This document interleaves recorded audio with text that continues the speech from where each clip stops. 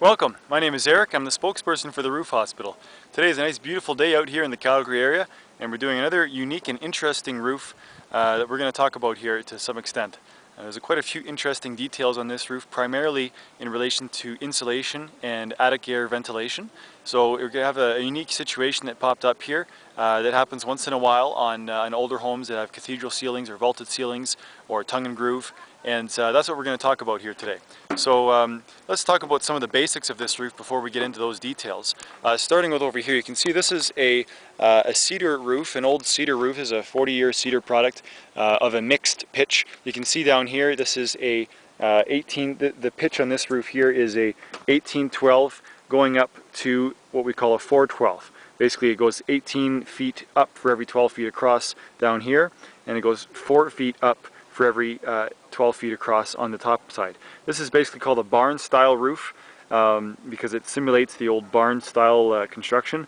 This is a house though. Now there is an attached garage as well that has a 412 pitch. You can see here we've already started to install the quality products here, the Gaffel Grand Sequoia 50-year lifetime product.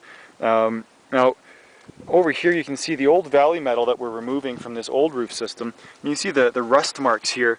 This happens frequently with cedar products. Some of the rust from the nails that hold the cedar down seeps onto the valley and leaves this stain here. It's more of a visual problem than anything. It typically does allow the metal to stay stable and structurally fine, but it's really a big eyesore, and so we're going to be putting new metal flashings here, of course. Now an interesting thing here, you can see where my finger is, the metal actually stops really short from being useful. It stops really short and it doesn't go up behind the shake. So water that comes off this shake here runs in between the crack and can fit in behind the valley metal. So this valley metal is basically rendered useless in this particular situation. That's an interesting note that wasn't really done right at all when the roof was done. Now this is a cathedral ceiling roof. You can see in here there's basically no attic space in here. There's basically tongue and groove. There's no intake ventilation either. There's tongue and groove, cedar on the inside, and then we have your fascia board, which is there's some trusses here to give the roof some structural support. In here we have some insulation. We have some fiberboard insulation. Just it looks like 2 1/4 inch or 2 1/2 inch sheets, I should say. It's probably about an R8 or so. Not a whole lot of insulation there. And then on top of that we have some the building paper, and on top of the building paper we have our layers of cedar. And we're removing all of this and putting on asphalt shingles.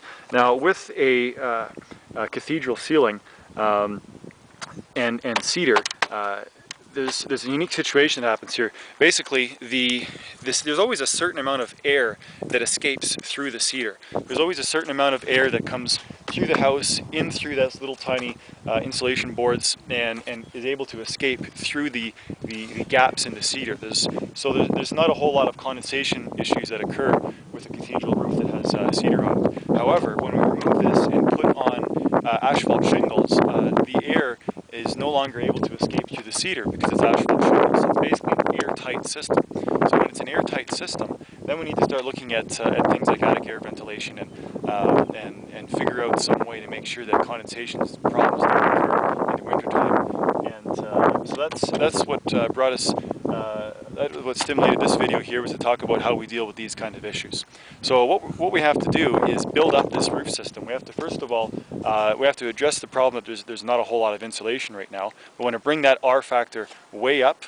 We also want to allow for airflow to go through this roof system. So we have to build a strapping system to allow to space the roof system that's going to be installed from the insulation so that air can seep up. And then we have to put a new roof deck, roof deck on top, so that the new asphalt shingles have something to be fastened to. And on top of that, then we start putting on our quality products. So typically, in the old days, we would install a couple sheets of ISO boards, some sort of, whether it's a fiberboard or an ISO board, something to give a stronger R value onto this roof system.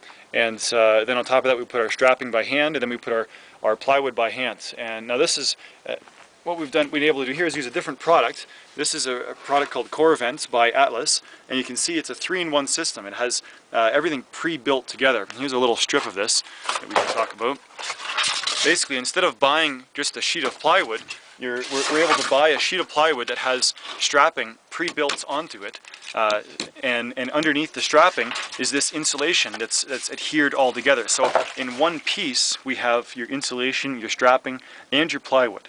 It's much easier to work with. It costs a little bit more money, but it makes the installation a lot quicker and helps a lot. So this here is a 2.5 inch insulation board.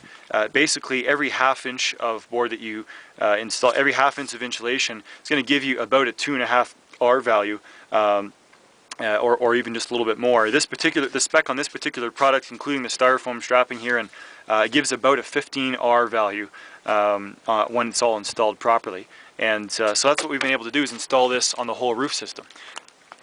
If you look over in here, we've already started working with this product. We've on this side of the roof, we've already removed the old cedar shakes, and we've already installed this core vent system. You can see here on this side we have our tongue and groove cedar here. We have the old insulation that was on before. You can see we've probably tripled the insulation that's installed on this roof right here. And on top of this we have our strapping, which allows space in between, and then we have our plywood on top, and then we've started to install our leak barrier protections, our weather watch, our gaff elk weather watch with a gaff elk deck armor underlayments on the whole roof, and then we start putting on our shingles. Now, the way we deal with these transition areas on this barn roof is we put a counter flashing right here underneath the shingles. So once the shingles get installed here, they go underneath this flashing, and then we basically start a new roof system up here and continue as normal. So the easiest way to get on access to the steeper roof is to use a ladder jack system, just like this. You can see here it's typically it's very similar to what you'd see on a siders. Siders use this stuff a lot when they're going up a steep wall, and it makes it very useful for roofing as well. And you see we have the ears installed on the ladder here to keep the ladder off the roof deck, so it's easier to work with. This just lifts the ladder off the roof deck so that we have more space to work in between. It's also useful to protect the eaves troughs from any scratches. So that's where we're at right now, and of course this is a work in progress. That's going to take a few more days. Over here you can see that we've been installing the shingles already, and just take a look at the nailing pattern. You can see here this red chalk line that goes across the shingle. That's where the nails are supposed to be, and you can see we have the nails installed exactly on that chalk line. That's as per the manufacturer. It's not just a manufacturer spec, it's also common sense. If you want your shingles to stick down properly and not blow off, you got to make sure those nails are in the right place. And one of the most common reasons for shingles blowing off is because those nails are not in the right place, which doesn't give the shingles proper fastening. It doesn't keep them secure under the roof as much as they would otherwise. So you can see here we're using 5 nails per shingle on the areas that are 412. The steeper slope areas we're going to be using 6 nails because it's considered a steeper slope, also in a high wind area. You can see over here we're on top of a big hill, and there is going to be a lot more air coming in on this roof and hitting this gable. So we want to make sure that those shingles are fastened properly and installed as per manufacturer's specifications. Overnight, there's always a question about what happens if your roof's going to if a big rainstorm comes while you're roofing. Well, the trick is to just do little pieces of roof at a time. And you can see here, we've been working here, but we haven't really worked over here yet. And in order to ensure that this roof is watertight, we take this weather watch and we tuck it up underneath the old shakes, so that when it rains, because it always does around here, water runs off the cedar and runs onto this leak barrier and then the eaves trough. Now this is okay to keep this watertight for a day or two. We wouldn't want to leave this here for excessive amount of time. We don't really want this exposed to the sun very much. But overnight this is fine. We have our shingles installed over here, leak barrier installed over here, and we're in pretty good shape. Now, these wall flashings will have to get painted to match the new shingles that are installed. That will just enhance the cosmetic appeal of this roof system entirely when it's done. And over here you can see we've already finished this area of the garage. We still have some material spread out. This is the roll of the deck armor that we buy from the supplier that we put down on the roof above the weather watch. And that's where we're at today. We're going to keep working it and see how far we get before the day runs out. And you can always find a lot more of these videos and more information on our website, roofhospital.com. Feel free to contact us anytime if you have any questions about your roofing project. And remember to be proactive and let us help.